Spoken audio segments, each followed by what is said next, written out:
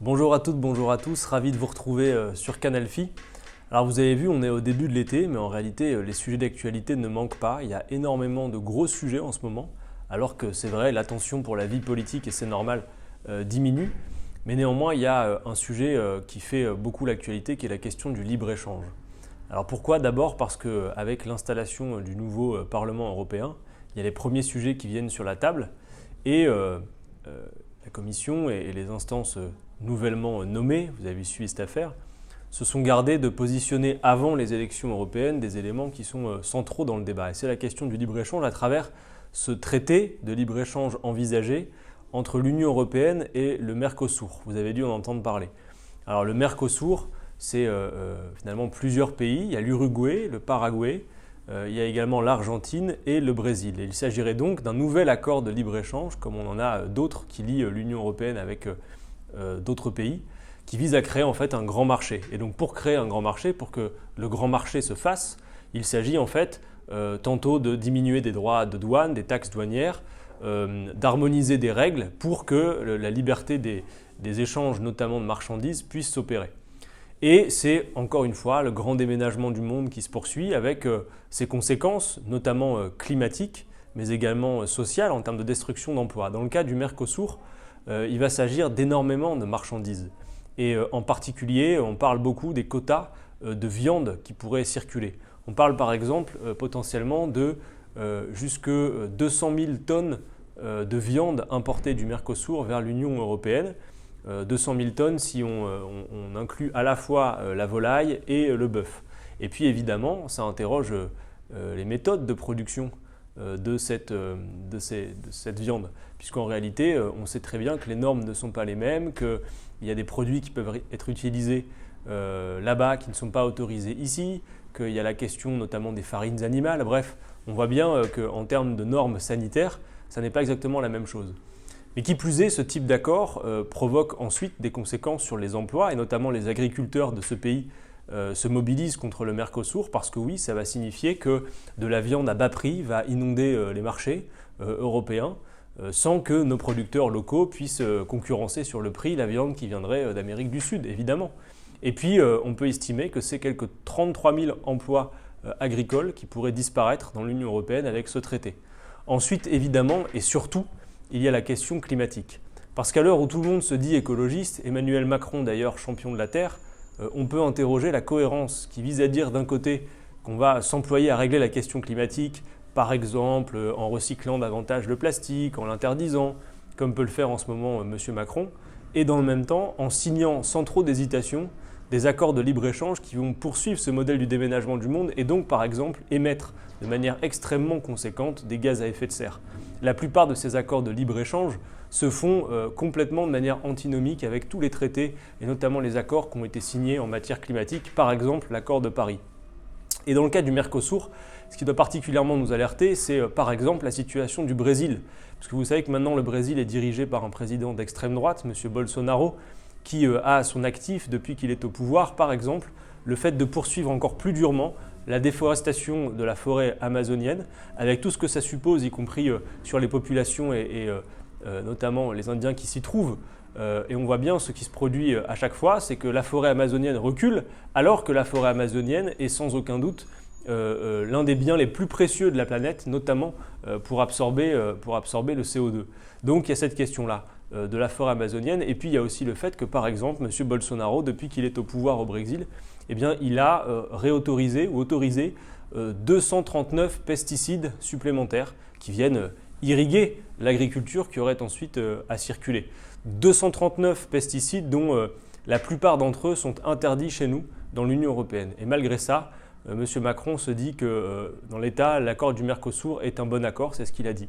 Alors non seulement l'accord n'est pas bon, il n'est pas bon pour nous dans l'Union européenne, mais il n'est pas bon non plus pour les habitants du Mercosur. Et ça, c'est important de le dire, parce que souvent, quand on critique le libre-échange, on nous dit « oui, c'est un repli, que vous faites un repli sur vous, vous ne pensez pas au développement d'autres pays ». Si, précisément, et d'ailleurs, au Mercosur directement, dans les différents pays qui composent cette alliance. On conteste aussi cet accord de libre-échange entre le Mercosur et l'Union européenne, parce qu'on est bien conscient du fait que ça va supposer aussi un repli de leur activité, une hyper-spécialisation sur les produits à faible valeur ajoutée, notamment les produits agricoles, pendant que nous allons leur exporter les produits à forte valeur ajoutée.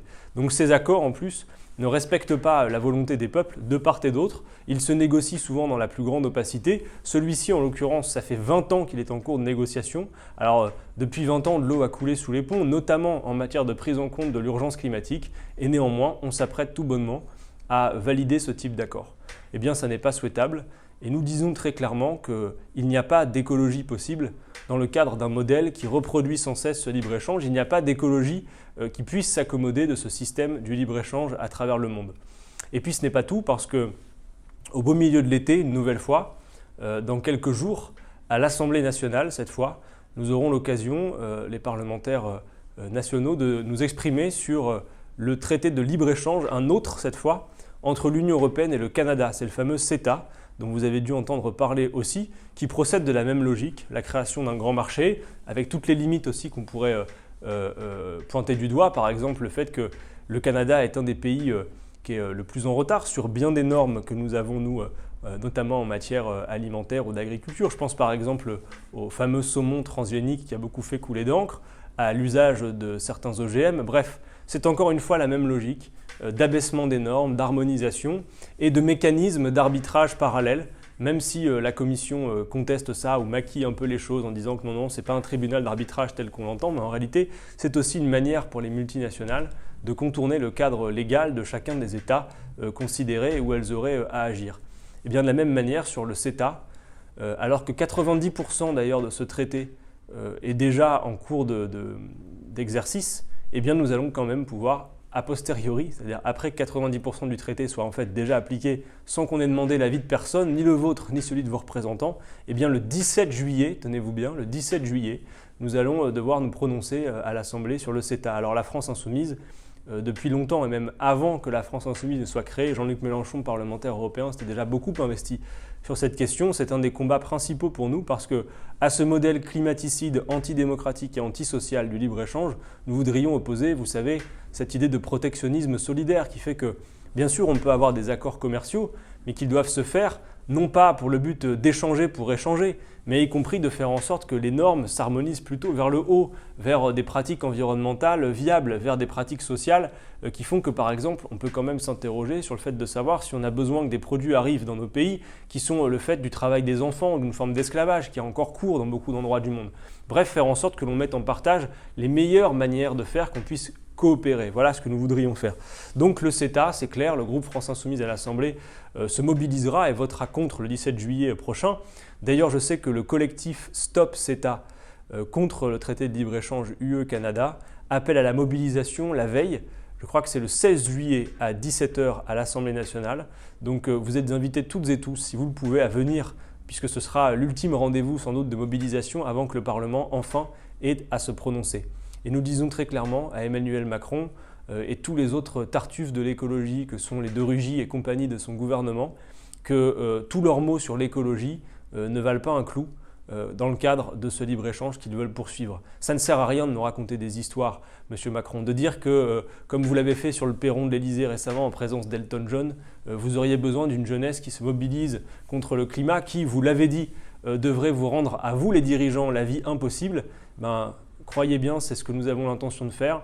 Nous encourageons toutes les formes de mobilisation non violentes telles qu'on a pu les voir et qui ont malgré tout été réprimées, qui donnent à voir l'absurdité de ce modèle, l'aveuglement idéologique qui consiste à le poursuivre et le fait que, comme d'autres d'ailleurs après nous l'ont dit, comme Nicolas Hulot qui a donné une interview dans Le Monde la semaine dernière qui valide assez largement les thèses de la France Insoumise en la matière, qui consiste à dire tant que la toile de fond reste le libre-échange, le libéralisme et la mondialisation exacerbée, eh bien toutes les discussions sur l'écologie sont réduites à l'état de verbiage. Or, nous n'avons plus le temps d'attendre, nous n'avons plus le temps de la prise de conscience, nous devons passer à l'action et à l'action la plus franche et radicale possible, car le compte à rebours a commencé. Voilà pourquoi il faut rejeter ces traités de libre-échange, voilà pourquoi il faut créer les conditions de la discussion partout dans le pays, même au beau milieu de l'été. Alors bon courage et soyez mobilisés avec nous. Si vous êtes encore dans les parages autour du 16 juillet, venez faire un tour du côté de l'Assemblée contre le CETA. À bientôt sur Canal Phi et bel été à toutes et tous.